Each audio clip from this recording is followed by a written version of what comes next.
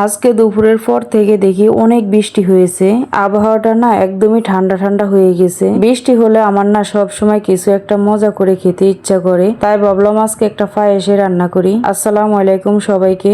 আজকে আবার নতুন একটা ব্লগ নিয়ে চলে আসলাম। আশা করি আজকের পায়েসের রেসিপিটা তোমাদের অনেক ভালো লাগবে। আজকে না আমি খেজুরের মিঠে দিয়ে পায়েস রান্না করব। গতকাল যে দুধটা জাল করে রেখেছিলাম আপনারা তো দেখেছিলেন, ওই দুধটা আমি ফ্রিজে রেখে দিয়েছিলাম। আর আজকে আবার 1.5 কেজি দুধ আনা হয়েছে। সব মিলিয়ে ভাবলাম আজকের পায়েস করলে ভালোই হবে। বৃষ্টির দিনে না এমন গরম গরম মিষ্টি কিছু খেতে ভালোই লাগে। বিশেষ করে পায়েস হলে আমার কাছে আরো বেশি ভালো লাগে। যাই হোক, এখন পায়েস রান্না শুরু করব। প্রথমে আমি দুধটাকে ভালো করে জাল দিব, কারণ দুধ ভালো করে জাল না দিলে পায়েসের টেস্টটা অতটা ভালো আসে না। তো দুধটা আমি চুলায় বসিয়ে দিয়ে আমি এখন চালগুলো এক এক করে ধুয়ে নিব। পায়েসের জন্য চালগুলো আমি আগে থেকে ভালো করে ভিজিয়ে রাখছি। চাল ভিজিয়ে রাখলে না অনেক সুন্দর ফুলে যায়, আর পায়েসটাও খেতে মজা লাগে। আমি না পায়েসের একদম ঠিক পরিমাণে এখনো ভালো করে জানি না, সবকিছু আমি আন্দাজ করে দেই। যতটুকু চাল লাগবে ততটুকু দুধ লাগবে, সবে আসলে আন্দাজে করি। তবু আলহামদুলিল্লাহ খেতে মোটামুটি ভালোই হয়েছে।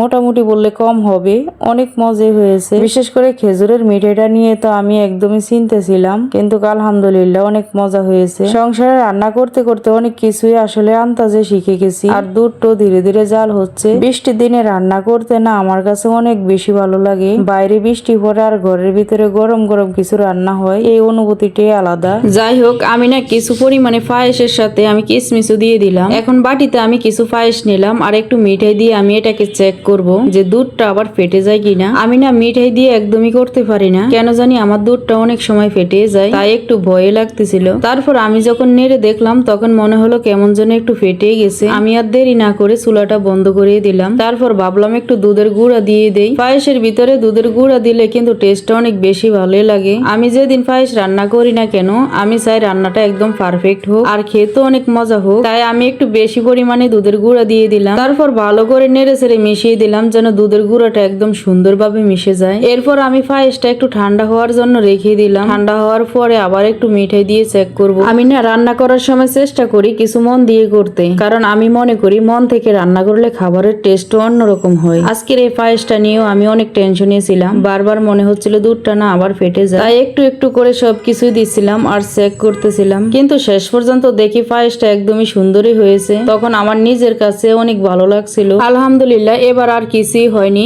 দুধটা আর ফাটেনি। তখন আমার অনেকটা ভালো লাগলো। দুধটা আর ফাটেনি, তখন আমার না অনেক ভালোই লাগছিল। মনে হচ্ছিল যাই হোক শেষ পর্যন্ত আমার পায়েস রান্নাটা সুন্দরভাবে হয়ে গেছে। এখন আমার পায়েস রান্না পুরো কমপ্লিট। আমি বাটিতে করে কিছু পায়েস বেড়ে নিয়েছি, এখন সবাই মিলে খাবো। আমার জামাই তো আজকে আমার প্রশংসা ভরে দিয়েছে, বলতেছে এত মজা করে কিভাবে রান্না করলো। এই কথাগুলো শুনে আমার না আরো বেশি ভালো লাগতেছিল। যাই হোক, আজকের ভিডিওটা আমি এখানে শেষ করলাম। যদি ভিডিওটা আপনাদের কাছে ভালো লাগে তাহলে অবশ্যই একটা লাইক করবেন, সুন্দর একটা কমেন্ট করে যাবেন, আর সবার সাথে শেয়ার করতে একদমই ভুলবেন না।